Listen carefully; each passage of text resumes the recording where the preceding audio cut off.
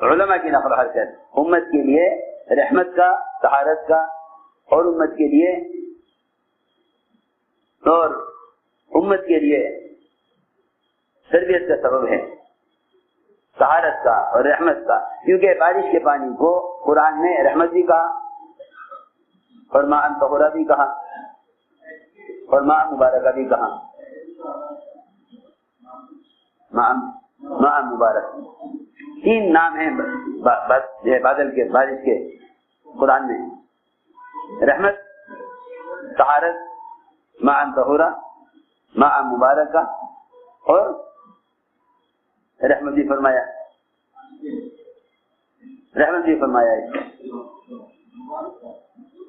قرآن میں بادل کے یہ نام، تو گویا امت کی علماء کی نقل و حرکت وہ امت کے لیے رحمت کا اور برکت کا اور طہارت کا سبب ہے۔ ماء طہورا فرمایا بارش کے پانی کو۔ تو میرے دوستو عزیزو، اصل علماء کی نقل و حرکت اگر علم کو لے کر ہوگی تو اس سے اہل علم پر اپنے علم کے مصارف اس طرح کھلیں گے، میری بات ذرا توجہ چاہیے گی، علم کے مصارف اس طرح کھلیں گے جس طرح ایک مالدار آدمی اگر فقراء میں، محتاجوں میں، غریبوں میں جائے تو اس پر اپنے مال کے مصارف کھلتے ہیں۔ میری بات ذرا توجہ سننا، ایک مالدار آدمی ہے لیکن وہ فقراء میں، مسکینوں میں، بیواؤں میں، یتیموں میں اور بیماروں میں نہیں جاتا، تو اس کو نہیں معلوم کہ میرے مال کی کہاں کہاں ضرورت ہے، میرے مال کی کہاں کہاں ضرورت ہے۔ اس کے پاس مال ہے، بہت مال ہے، بھائی میرا مال ہے، میں اپنے مال سے میں فائدہ اٹھاتا ہوں، اپنے مال سے میں فائدہ اٹھاتا ہوں۔ یہی مالدار آدمی اگر فقیروں میں جائے تو احساس ہوگا، غم ہوگا، دیکھو میں تو اتنا کھا رہا، اتنا کچھ میرے پاس ہے، لیکن یہ بیچارے کھانے کو نہیں ہے، پہننے کو نہیں ہے، علاج کے لیے انتظام نہیں ہے۔ ایک مالدار آدمی اگر فقراء میں جائے گا تو اس پر اپنے مال کے مصارف کھلیں گے۔ جی ہاں، یہاں یتیم خانہ بنانا ہے، یہاں کنواں کھدوانا ہے، یہاں اسپتال بنانا ہے، یہاں لوگ بیوہ یتیم مسکین لوگ ہیں ان کی مدد کرنی ہے۔ ایسے ہی اگر علماء علم پہ لے کر پھریں گے جاہلوں میں اور عوام الناس میں، تو عوام کی جہالت کو دیکھ کر علماء کے اندر بھی اپنے علم کے مصارف کھلیں گے۔ اب سوچنے کی بات یہ ہے کہ جب وہ دنیا جس سے اللہ کو نفرت ہے، وہ دنیا جس سے اللہ کو نفرت ہے، اگر یہ دنیا اور یہ مال غریبوں پر خرچ کرنے سے اللہ اور دے دیتے ہیں، تو جب علم امت تک پہنچائیں گے تو اللہ کتنا علم دیں گے؟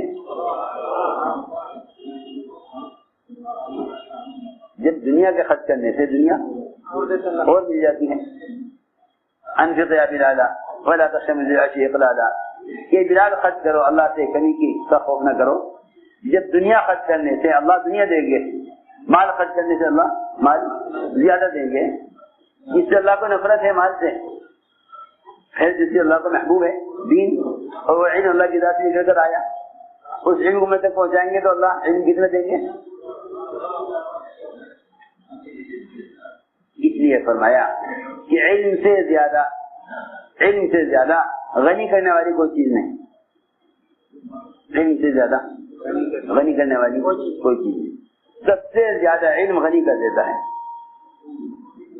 علم غنی کر دیتا ہے، سب سے زیادہ علم غنی کر دیتا ہے، علم سے زیادہ غنی کرنے والی کوئی چیز نہیں، سب سے زیادہ علم غنی کر دیتا ہے۔ آپ دیکھیں گے کہ صحابہ میں جو جتنا فقیر ہے وہ اتنا بڑا فقیر ہے، یہ نہیں کہ مال ہوگا تو علم ہوگا، بلکہ میں تو سمجھتا ہوں کہ مال نہیں ہوگا تو علم ہوگا، مال نہیں ہوگا تو علم ہوگا۔ سب سے بڑے بھوکے ابو ہریرہ، سب سے بڑے بھوکے ایک آیت جانتے تھے کہ قرآن میں اس طرح ہے، لیکن ایک آدمی سے جاننے والے پوچھتے تھے، باتیں کرتے کرتے جاتے تھے، مجھے آیت سکھلا دے، مجھے آیت سکھلا دے۔ فرماتے مجھے آیت معلوم ہوتی تھی، لیکن میں اس آیت کو جاننے والے سے پوچھتا تھا تاکہ مجھے ساتھ لے جا کر کھانا کھلا دے۔ سب سے بڑے محدث، سب سے بڑے فقیر، سب سے بڑے محدث اور سب سے بڑے فقیر، جی ہاں، کھانے کے لیے کچھ نہیں ہے، کھانے کے لیے کچھ نہیں، لیکن سب سے بڑے فقیر، سب سے بڑے محدث۔ اللہ کی شان، اللہ نے اس فقر کے بعد ایسا مال دیا، ایسا مال دیا، روایت میں ہے ان کے پاس چند کھجوریں تھی، بس چند کھجوریں، ایک مٹھی کھجور، ایک مٹھی میں کھجوریں کتنی آ جائیں گی؟ 8 10 12 15، ایک مٹھی۔ فرمایا ابو ہریرہ یہ کھجوریں اٹھا کے رکھ لو، یہ بھوک لگا کر اس میں سے کھا لیا کرو، بھوک لگے کھا لیا۔ اب جب بھوک لگے اس میں سے کھا لیں، جب تو مہمان آئے تو کھلا دیں۔ کتنی؟ 15 کھجوریں۔ فرماتے ہیں میں نے وہ 15 کھجوریں آپ کے زمانے میں کھائیں، پھر آپ کی وفات ہو گئی، پھر ابو بکر کے زمانے میں کھائیں، پھر ان کی وفات ہو گئی، پھر عمر کے زمانے میں کھائیں، پھر ان کی وفات ہو گئی، پھر عثمان کے زمانے میں کھائی، پھر ان کی وفات ہو گئی۔ میرا کھجور کا تھیلا ختم نہیں ہوا۔ 15 کھجوروں میں سے، یہ 17 کھجوروں میں سے کتنے زمانہ کھایا؟ 4 زمانہ۔ فرماتے ہیں میں نے اس 4 زمانے میں ان کھجوروں میں سے 1050 من کھجوریں کھائیں۔ 1050 من۔ کوئی باپ اس کی کھجور دے گا؟ اس لیے میں نے کہا کہ علم سے زیادہ غنی کرنے والا علم غنی کر دے گا۔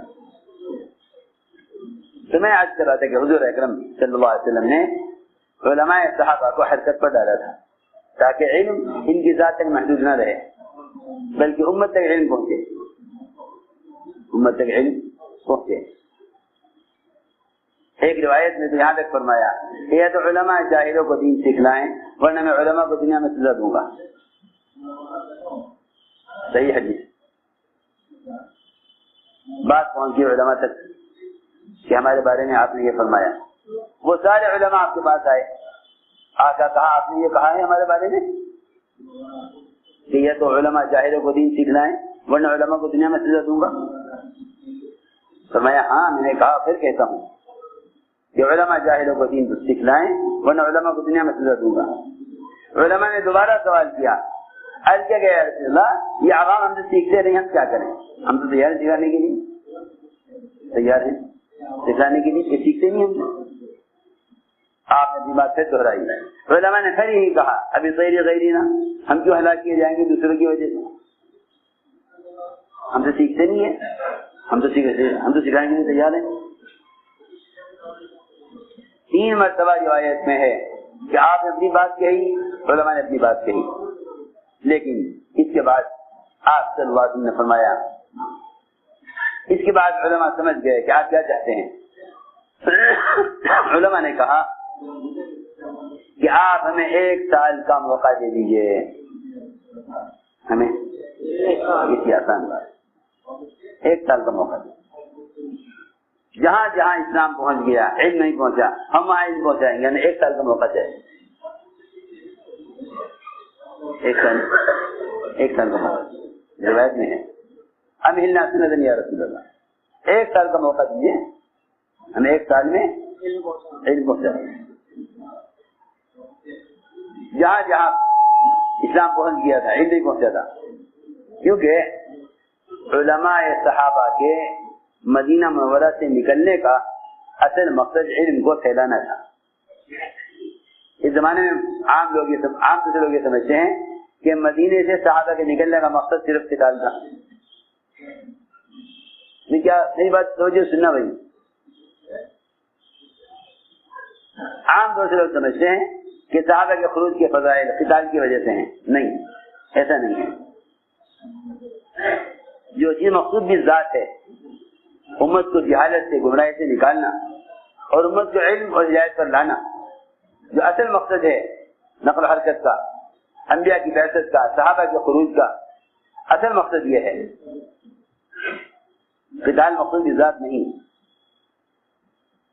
ہدایت مقصود بھی ذات ہے. یہی وجہ ہے کہ امام ابو حنیفہ رحمۃ اللہ علیہ کے نزدیک میدان قتال میں دعوت دینا مستحب ہے. میدان قتال میں دعوت دینا مستحب، حالانکہ دعوت پہنچ چکی ان تک. پھر جزیہ لگایا، اس میں بھی تیار نہ ہوئے، پھر قتال کا وقت آ گیا، لیکن امام صاحب کے نزدیک میدان قتال میں دعوت دینا مستحب ہے. یہاں بھی دعوت دے دو تاکہ اللہ دیکھ لیں کہ ہم ان کی ہلاکت نہیں چاہتے. اللہ کی شان. حضرت خالد بن ولید رضی اللہ تعالیٰ عنہ نے میدان قتال میں رومیوں سے مقابلے میں قتال کا حملہ ہونے سے پہلے جرجہ کو دعوت دی، جو ساری روم کی فوج کا سپہ سالار تھا. روم کی فوج کا سپہ سالار، روم کی فوج کا سپہ سالار جرجہ، اس کو دعوت دی اور کہا ہے جرجہ میں آپ سے بات کرنا چاہتا ہوں. کیا بات ہے؟ لوگ سمجھے کہ شاید یہ ہمارے سپہ سالار کو دھوکے سے قتل کر دیں گے. قتل کر دیں گے؟ ہم تو ہدایت چاہتے ہیں، تمہاری ہدایت چاہتے ہیں. جرجہ قریب آئے، حضرت خالد آگے بڑھے، جرجہ سے کہا اے جرجہ اسلام لے آؤ. کیا لے آؤ؟ اللہ کی شان. جرجہ نے ساری قوم پیچھے کھڑی ہے، ساری فوج اس کی پرواہ کیے بغیر جرجہ نے اسلام قبول کر لیا. حضرت خالد اپنے خیمے میں لے گئے، غسل کرایا، 2 رکعت نماز پڑھائی، پھر حملہ ہو گیا، پھر جرجہ شہید کر دیے گئے. میں اس لیے کہہ رہا تھا کہ صحابہ کے نفل کا اصل مقصد امت کو جہالت کی گمراہی سے نکالنا تھا. یہ نہیں کہ تم خروج کے فضائل کو قتال پر محمول کر کے چھوڑ دو. اگر خروج کے فضائل کو قتال پر محمول کر کے چھوڑ دیا تو امت جہالت میں پڑ جائے گی، امت اختلاف میں پڑ جائے گی. خروج کا مقصد قتال نہیں. قتال ضرورت کبھی پڑی، قتال کی کبھی ضرورت پڑی ہے، لیکن خروج کا مقصد قتال نہیں ہے. خروج کا مقصد اور نفل کا جو حکم ہے وہ امت تک علم کو پہنچانے کے لیے، امت کو جہالت سے نکالنے کے لیے ہے. اس لیے اللہ تعالیٰ نے قرآن میں جتنے اہتمام سے نفل کو بیان کیا ہے وہ صرف علم پہنچانے کے لیے بیان کیا ہے. میری بات سمجھو، سننا میں سونا مت. اللہ نے نفل کو جتنے اہتمام سے بیان کیا وہ صرف علم پہنچانے کے لیے بیان کیا، صرف علم پہنچانے کے لیے. ورنہ جس موقع پر سب کو نکلنے کا حکم دیا، تبوک کے موقع پر سب کو نکلنے کا حکم دیا، وہاں قتال نہیں ہوا، وہاں قتال نہیں ہوا، وہاں قتال نہیں ہوا. آپ نے فرمایا تم ایک آدمی کو مسلمان کر کے میرے پاس لاؤ، مجھے زیادہ پسند ہے کہ تم اسے قتل کر کے یا قید کر کے لاؤ. ٹھیک ہے، نبی قوم کی ہلاکت کے لیے نہیں آئے، نبی قوم کی ہدایت کے لیے آئے. اس بات کو سمجھنا چاہیے کہ نفل کا اصل تعلق علم کو پھیلانے سے ہے. نفل کا اصل تعلق علم کو پھیلانے سے ہے. نفل کا اصل تعلق علم کو پھیلانے سے ہے. اللہ نے فرمایا قرآن میں ما كان المؤمنون لينفروا كافة، ما كان المؤمنون لينفروا كافة. یہ تو مناسب نہیں ہے کہ سارے علماء اور سارے مدرسین اور سارے فقہاء اور سارے مفتیان کرام جن کو اللہ نے علم دیا ہے یہ سب کے سب ایک دفعہ نکل جائیں، سب کے سب ایک بار نکل جائیں، ایک ہی وقت میں نکل جائیں. یوں نہیں کہہ رہے کہ سب نہ نکلیں، یوں نہیں کہہ رہے اللہ تعالیٰ کہ سب نہ نکلیں، بلکہ اللہ یہ فرما رہے ہیں کہ سب ایک بار بھی نہ نکلیں، سب ایک بار بھی نہ نکلیں۔ کیوں؟ اس لیے کہ ان کے ذمے تدریس ہے، تعلیم ہے، تصنیف ہے، تالیف ہے، فتوے دینا ہے، آنے والوں کو مسائل پوچھنے والوں کو مسائل بتلانا ہے۔ ہم یہ نہیں کہتے کہ یہ کام افضل ہے نکل جاؤ، نہیں، بلکہ حضور اکرم صلی اللہ علیہ وسلم علماء صحابہ کو نکالتے تھے، لیکن ان کے متبادل کا انتظام ہوتا تھا۔ آپ جب سفر میں جاتے تو مدینہ منورہ پر کسی کو خلیفہ بنا کر جاتے۔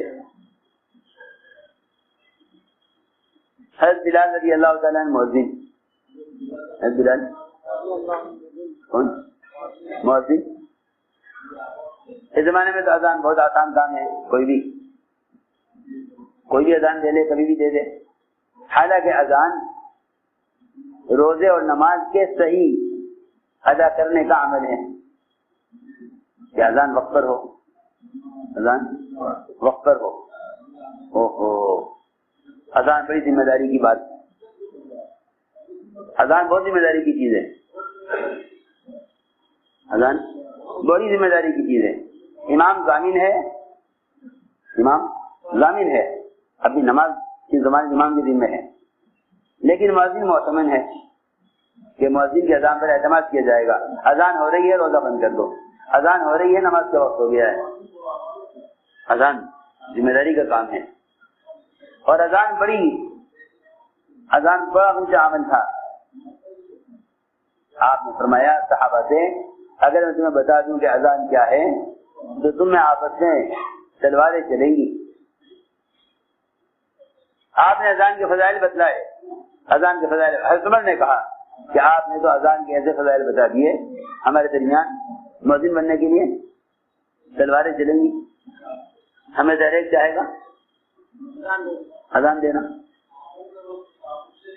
ہمیں ڈائریکٹ چاہے گا اذان دینا۔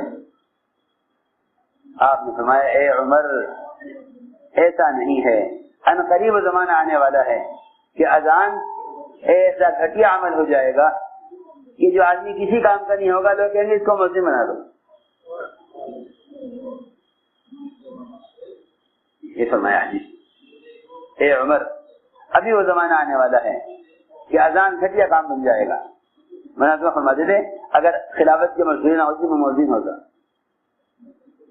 تو میں نے آج کہ اذان بہت اونچا عمل ہے، اذان بہت اونچا عمل، مگر بہت آسان عمل ہے، بہت آسان عمل۔ بچے بھی اذان دے سکتا ہے۔ ہم صبح شام تک 5 اذانیں سنتے ہیں، سب کو اذان یاد ہو جاتی ہے، ایسا ہی ہے نا۔ حضرت بلال نے کہا کہ میں اللہ کے راستے میں نکلنا چاہتا ہوں، ہمیں میری اجازت دیجیے، میں جماعت میں جانا چاہتا ہوں۔ حضرت عمر نے فرمایا اذان کون دے گا؟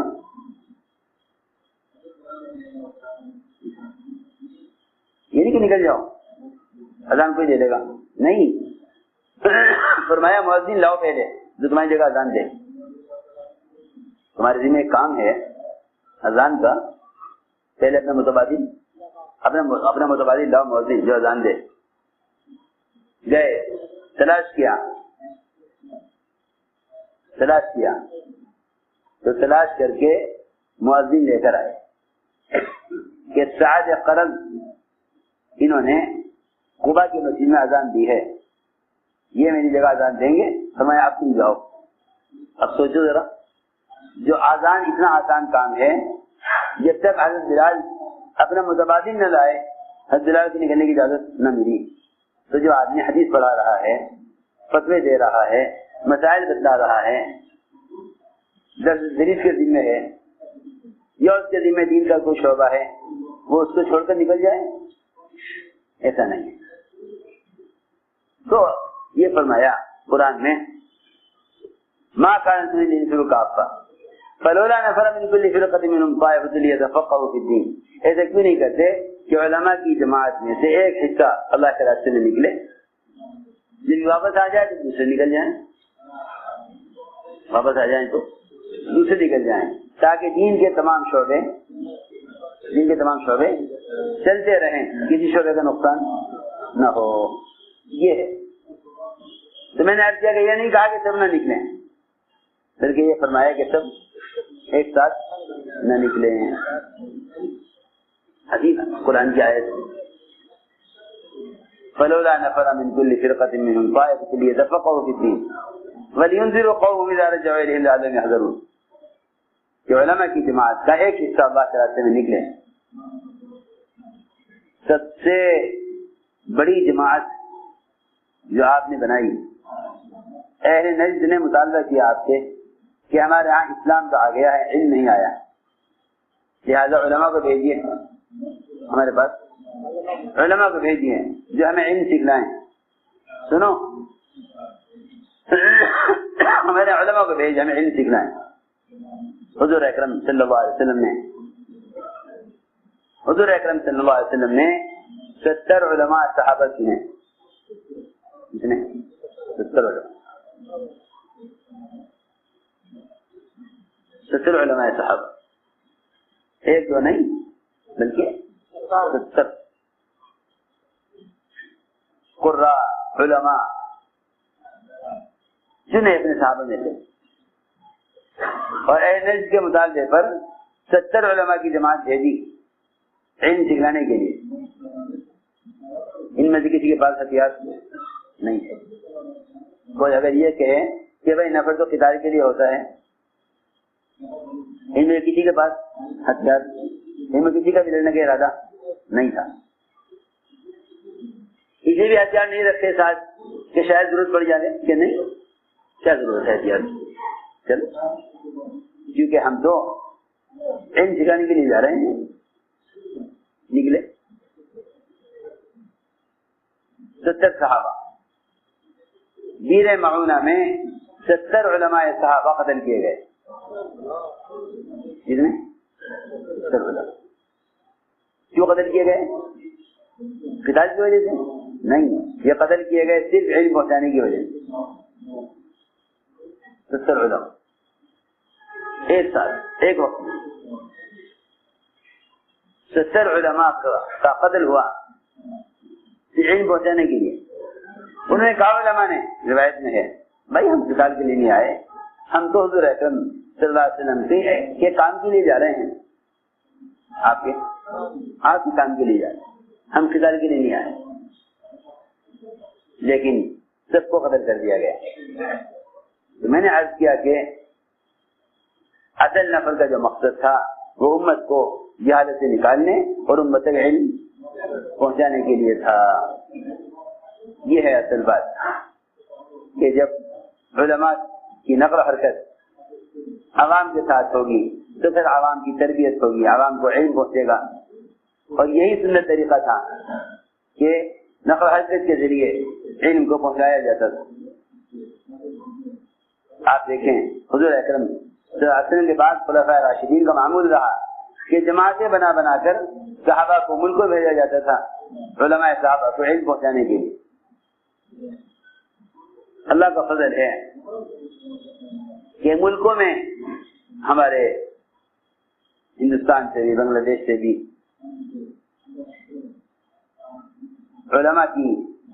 علماء نے ملکوں میں ہجرت کی ہے، وہاں علمی مراکز اور علمی مدارس قائم کرنے کے لیے۔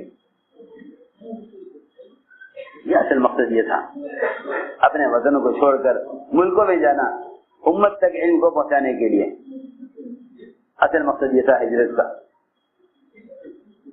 تو میرے دوستوں عزیزوں، میں نے عرض کیا کہ علماء کی نقل و حرکت یہ نعوذ باللہ دین کے شعبوں کے لیے حارج نہیں ہے، دین کے شعبوں کے لیے حارج نہیں ہے، بلکہ دین کے شعبوں کے لیے معاون ہے، دین کے شعبوں کے لیے معاون ہے، حارج نہیں ہے۔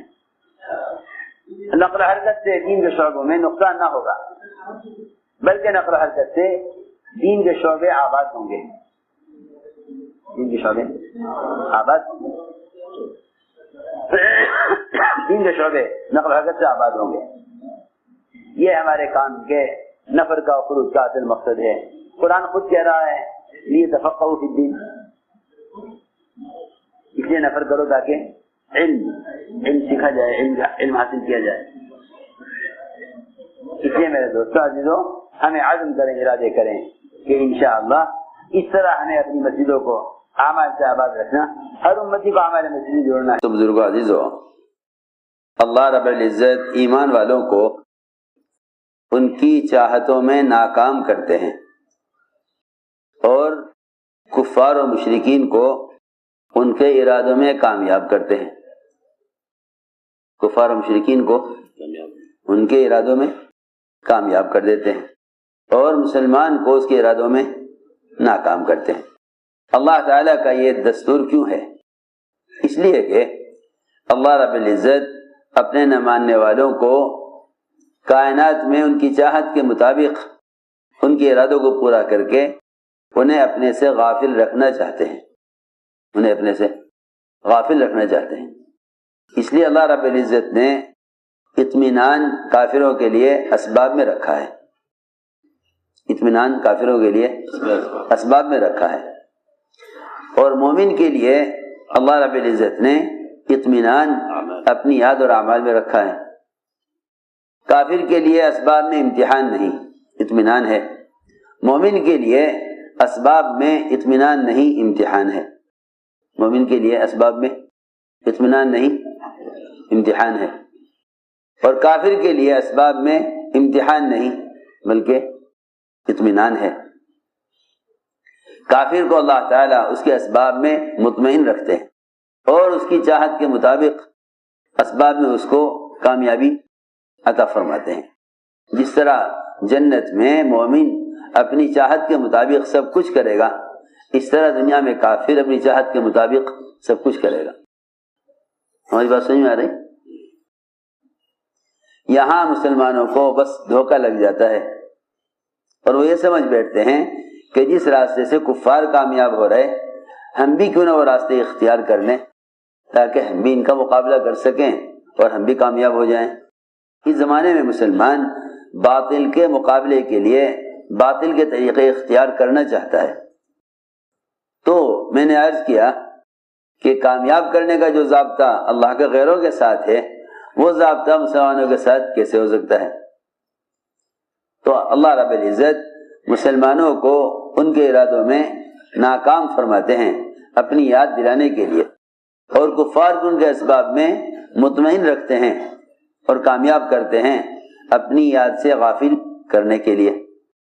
کہ مشرک کو کسی کام میں اگر ناکامی آئے گی تو وہ اس ناکامی میں اپنی ذات میں اس ناکامی کے اسباب تلاش نہیں کرے گا۔ ہماری بات توجہ چاہتی ہے۔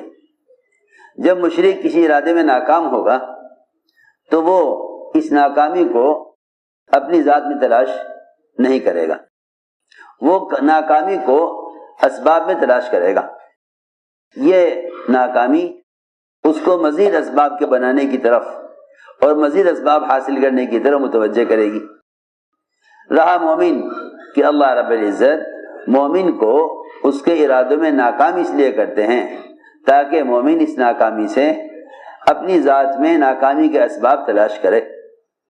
مومن اپنی ذات میں ناکامی کے اسباب، مومن اپنی ذات میں ناکامی کے اسباب تلاش کرے، مومن اپنی ذات میں ناکامی کے اسباب تلاش کرے، اور کافر کو اس لیے ناکام کر دیتے ہیں کبھی تاکہ وہ مزید اسباب اختیار کرے، تاکہ وہ مزید اسباب اختیار کرے۔ مومن کو ناکام اس لیے کرتے ہیں تاکہ وہ اعمال اور اپنی ذات کی طرف متوجہ ہو۔ اس لیے اللہ رب العزت کا ایمان والوں کو ان کے ارادوں میں ناکام کرنا اپنی یاد دلانے کے لیے ہوتا ہے۔